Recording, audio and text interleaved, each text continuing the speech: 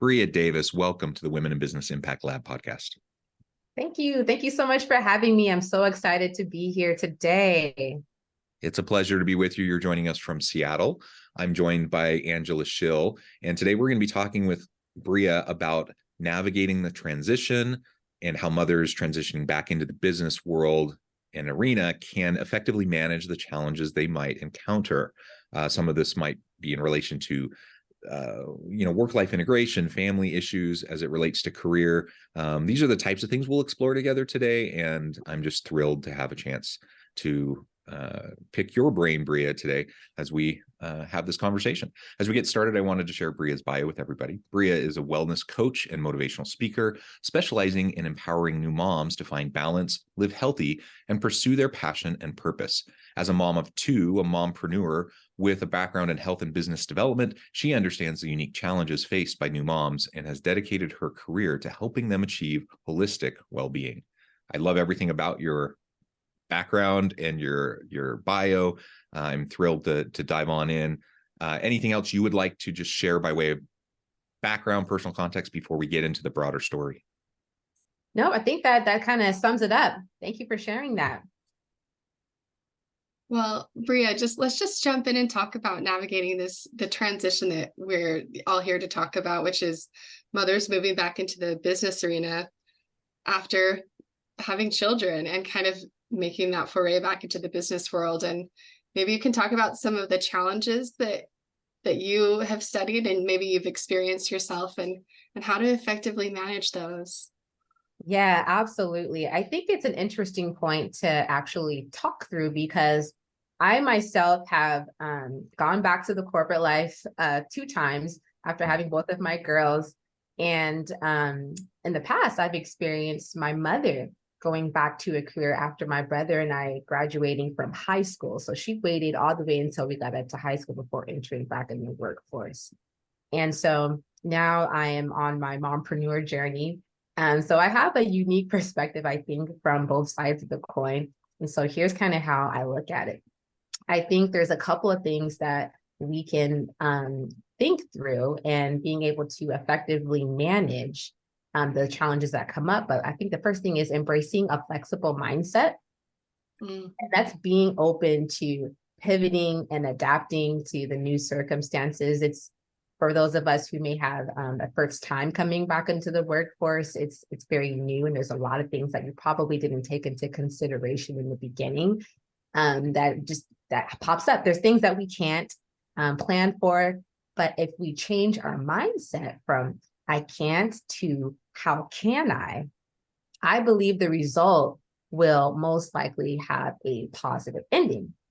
And then if we leverage the transferable skills that we've gained, whether it's 3 to 4 months after birth or even 18 years, I think becoming a mom ignites a new strength that we didn't even know that we had. And so if we lean into those strengths, it becomes an enabler to our confidence level and to help to overcome the challenges that do come up. And then lastly, I would say finding a network and being able to seek guidance. There's employee network groups, there's communities, maybe there's someone within your own village that you can connect with, or there's a mentor, people that have navigated similar transitions. As moms, we tend to feel that we have to do it all on our own, but there's actually less stress in help. So knowing who you can talk to and how to navigate those changes, I think are really important. Those are such interesting ideas that I love, having had similar experiences in my own Yes. life. Just that idea of, you talk about flexibility and things like that. And I think I know in my experiences, I've kind of stepped into things thinking it has to look a certain way. But as soon as I can let go of that firm structure, I can get a lot more done. And it doesn't have to look a certain way. Being flexible makes you, I think, also pull on those skills that you've gained as a mother that are transferable, and honoring those and respecting them as something that's valuable in the workspace. I think you've hit on some. It's true, especially for those of us who are a little type A, where we feel like we have to check boxes and have projects and things have to just go a certain way. That transition is rough, but embracing that mindset for me was key, number one. I'm curious what both of your experiences have been as you've re-entered the workforce after taking some time away. You know, we talk about the transferable skills, and I think my guess is if you talk to the average dude that, who is leading a team and having someone come back, that they're thinking, yeah, I want to be flexible. Yeah, I want to, be accommodating. Yeah, a mom is amazing and there's all these skills that they have, etc. I think, but there's a disconnect, I think, between kind of the general thinking of a lot of guys that might be in positions where they're experiencing that versus like then how they treat the woman who's actually returning to their team or returning to the workforce. Have you experienced that gap, and like how have you dealt with that?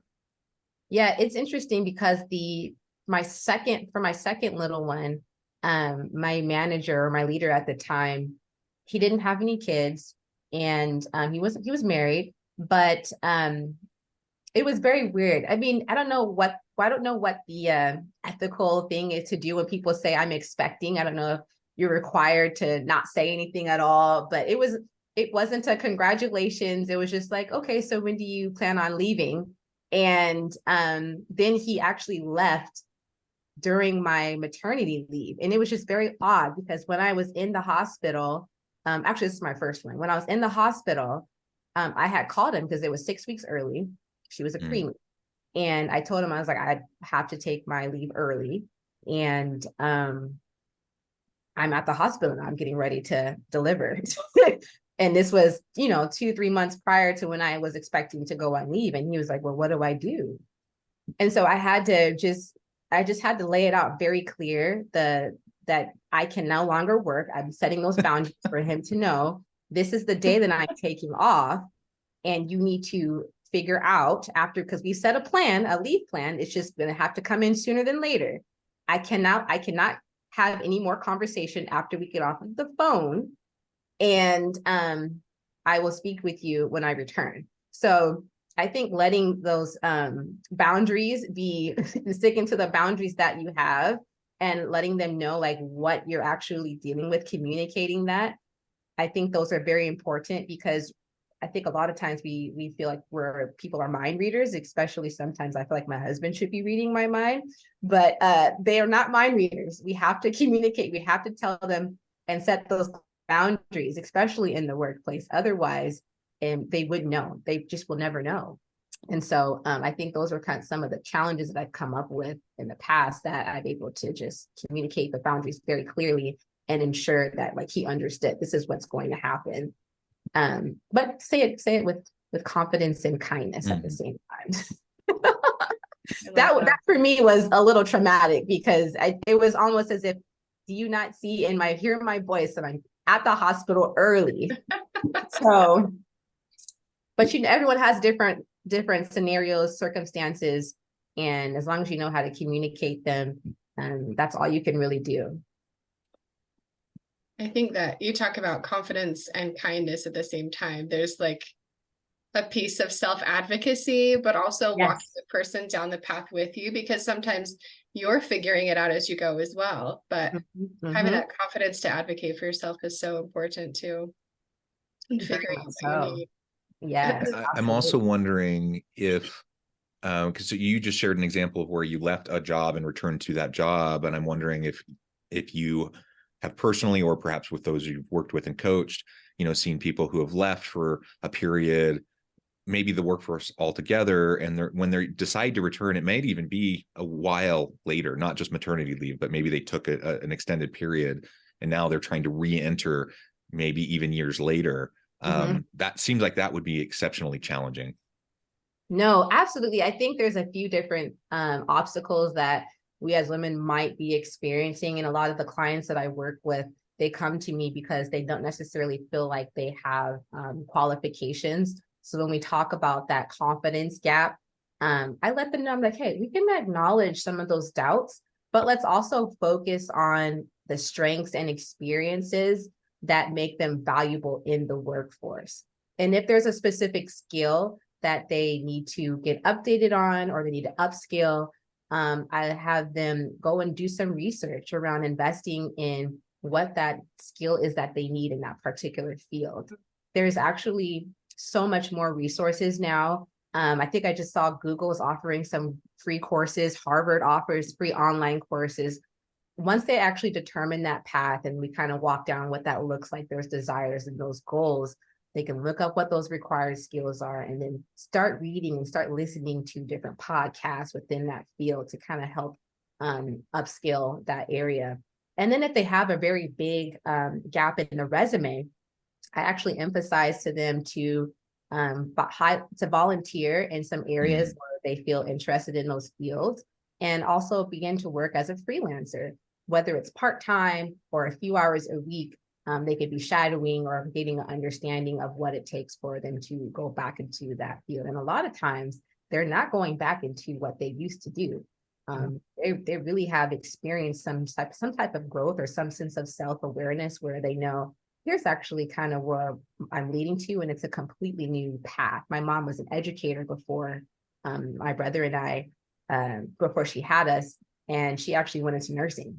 So there was that huge skill difference, but she realized what she wanted to do. She went back, got her CNA license, and she was able to be a nurse from there.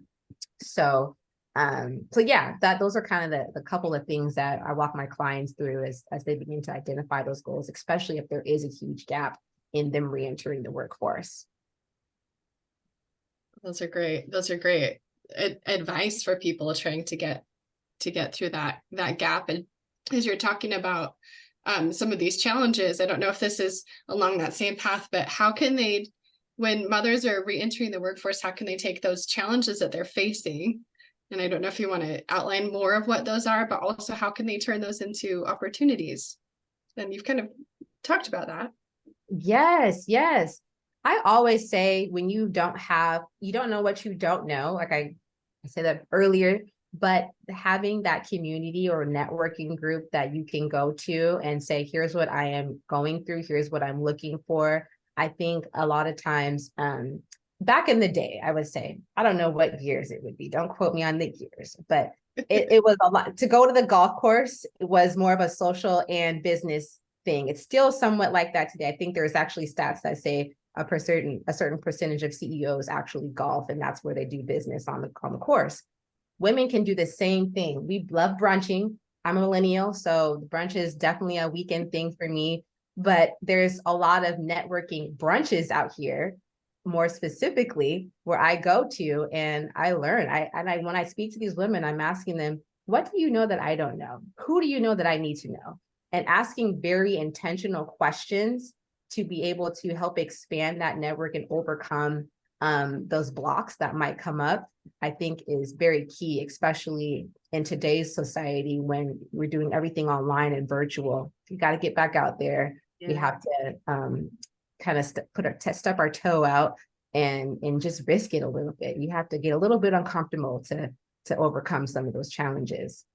And how do you find those communities? You're saying you go to brunches, you find these Yep. groups. How do you suggest people find those places of support? There's eventbrite.com. There is brownbag.com. There's a lot of event websites. If you just go to Google and type in women's networking, you can do that. There's different Rotaries in every city that you can go to and connect with. And then there's also our handy dandy Facebook. Facebook, if you type in a specific group that you have an interest in, like for me, a couple years ago, I went to a group called Moms of Toddlers on Facebook, and I was able to connect with multiple women. There's also a couple of groups that you can Google as far as specific interests, women in tech, women in partnerships or channel. So using the keywords and highlighting what you're actually interested in, those are going to be able to pop up. And you always want to put near me.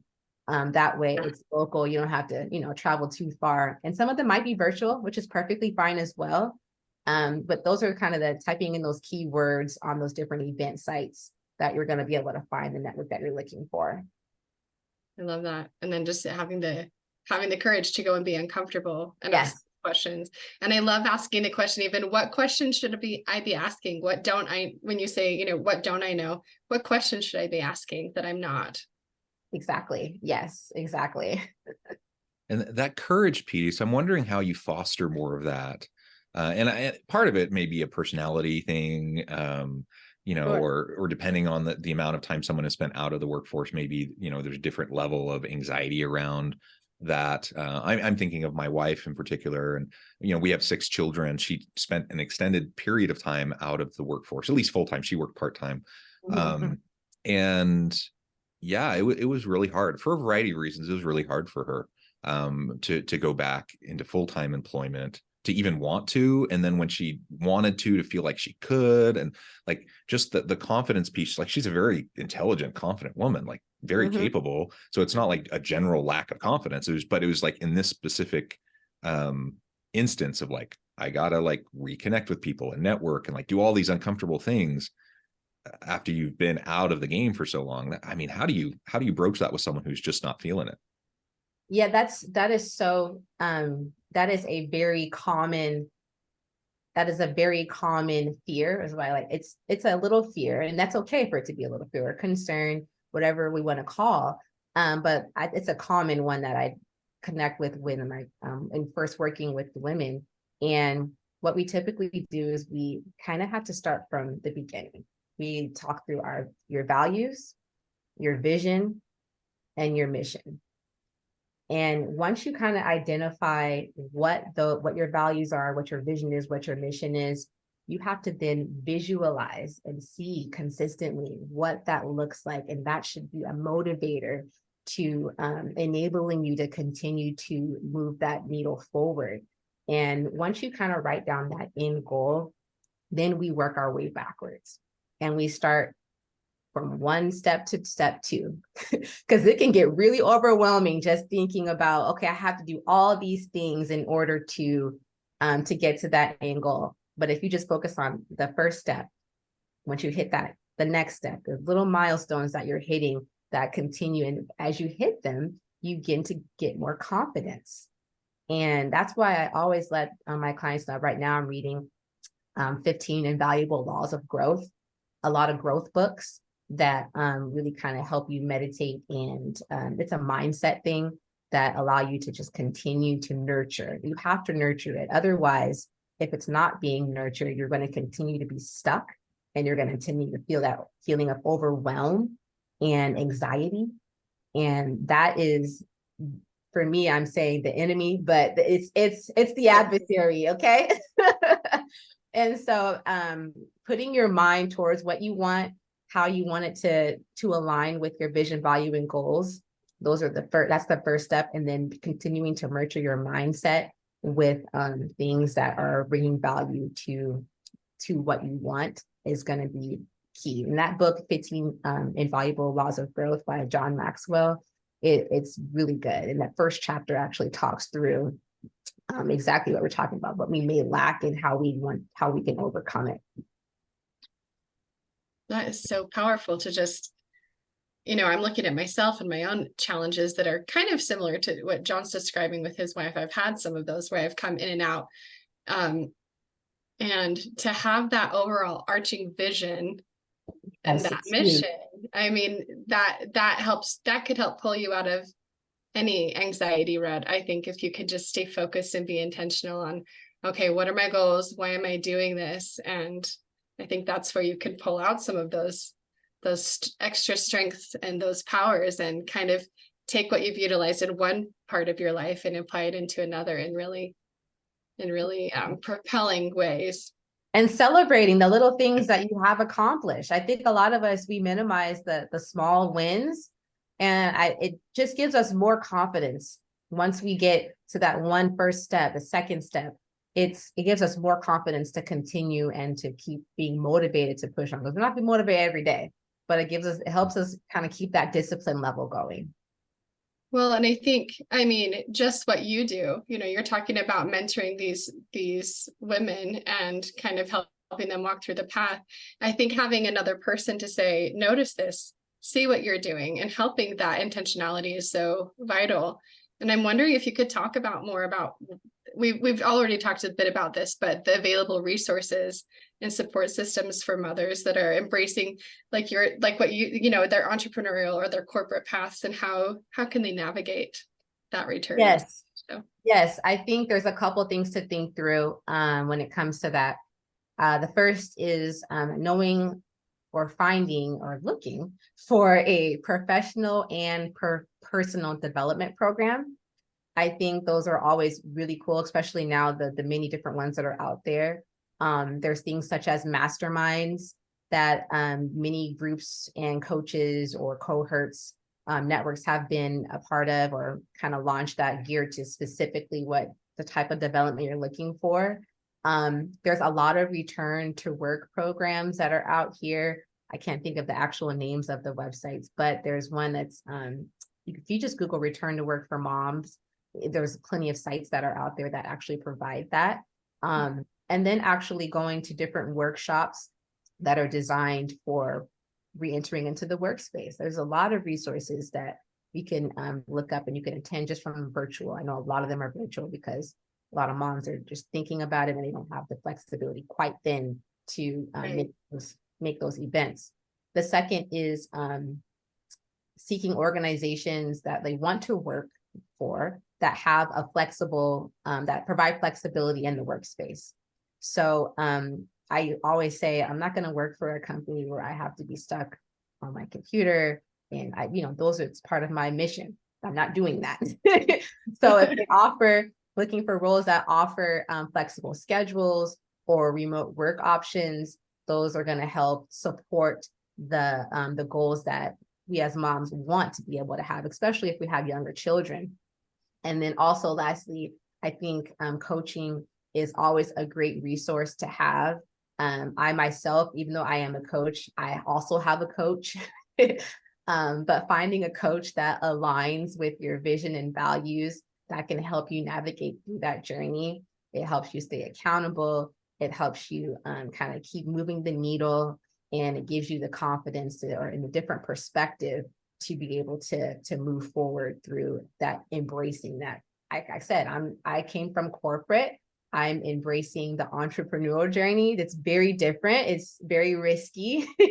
I can't forecast what's going to happen 2 years from now. I guess maybe not even in your job anymore these days, but there's a lot more. So I need that coach to kind of help me. Okay, how can I navigate this?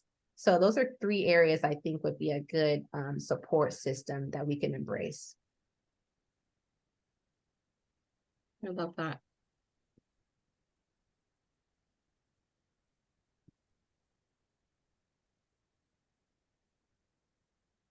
So I wonder if we think about the overall arc of like re-entry into a career or pivoting, from maybe what you did before into an adjacent or entirely different kind of career path.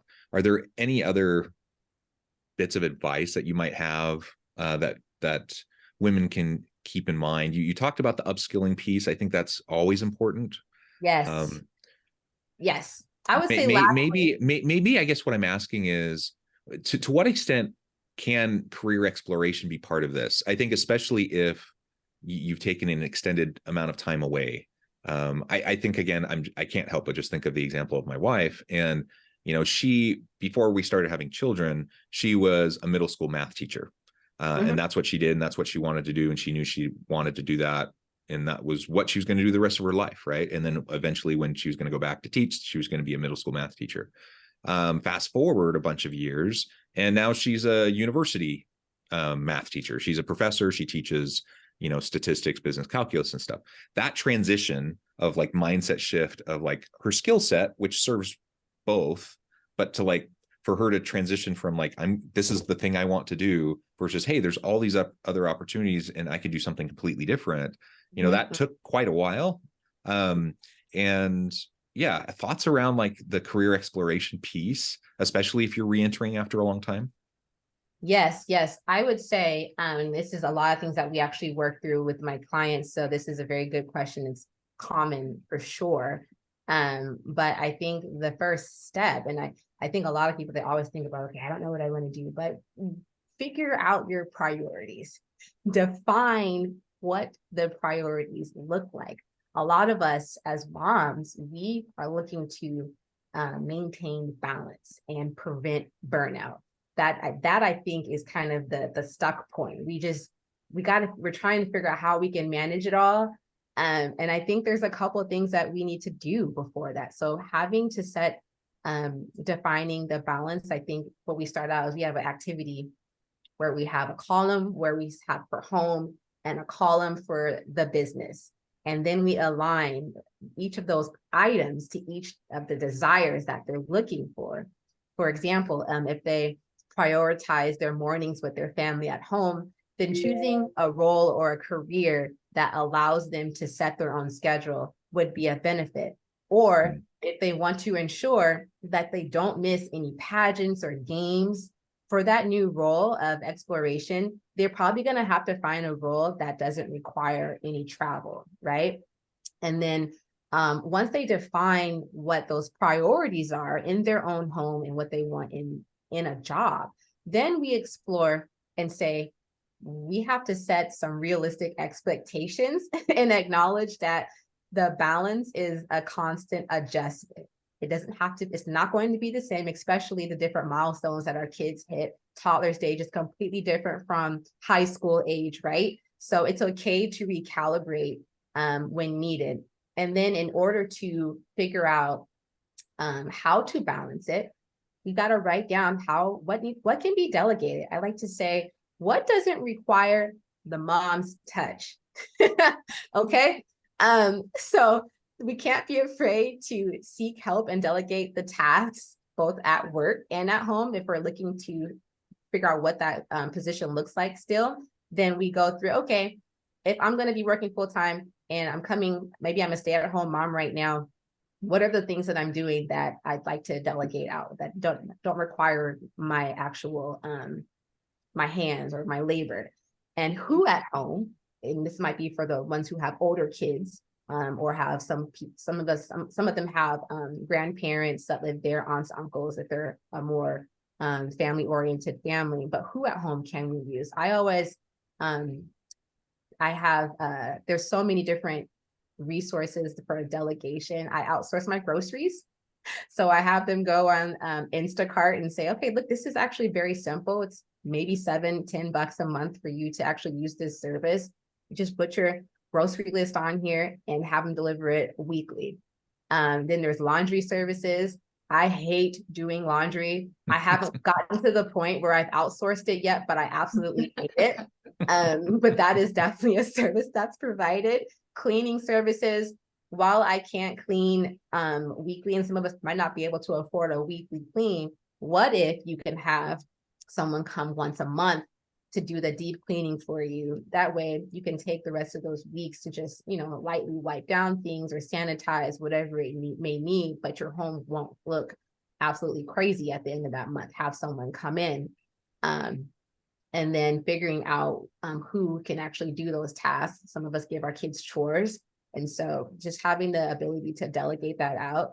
And if you are married, communicating with your spouse, here's what I need from you. Here's how I need you to support me. I think communication is always key in those areas, because a lot of times maybe the father is working 9 to 5, or maybe he works at night. So understanding what those circumstances around you look like and being able to communicate what that help is, being really intentional on making it your own schedule. You are the CEO of your home and you can do it. I hope that helps. Yeah, that's great. Well, Brea, this has just been a really great conversation. I think we could go on, but I note the time and we need to let you go here in just a minute. Before we wrap things up for today, I just wanted to give you a chance to share with the audience how they can connect with you, find out more about your work, and then give us the final word on the topic for today. Yeah, absolutely. You can find me at thrivewithbrea.com. You can schedule any one-on-one coaching. I do free consultations for the first call. And I'm actually going to be launching a mastermind series on personal development with the actual book, The 15 Laws of Invaluable Growth from John Maxwell. I'll be launching that in January 2nd. So you can message me on at thrivewithbrea.com. to learn a little bit more about that. But I'm happy to connect on any and all things mommy duties. So, but lastly, I would like to just acknowledge all the moms who are listening. Doesn't matter what age you are or what age your little ones are, you are amazing. You are a super mom, and we're redefining what that super mom means. It doesn't mean that you're doing it all. It means that you're finding the balance that is for you. And I am so excited to, if you would love me to be a part of your journey and help you find that balance. Thank you guys for having me. I appreciate this conversation. It was great. Thank you. It was so good to meet you. Yes, thank you so much. I encourage the audience to reach out, get connected, find out more about what Brea can do for you. Thank you, Angela, for joining us in the conversation. Brea, it's just been a pleasure. And as always, we hope everyone can stay healthy and safe, that you can find meaning and purpose at work each and every day. And we hope you all have a great week.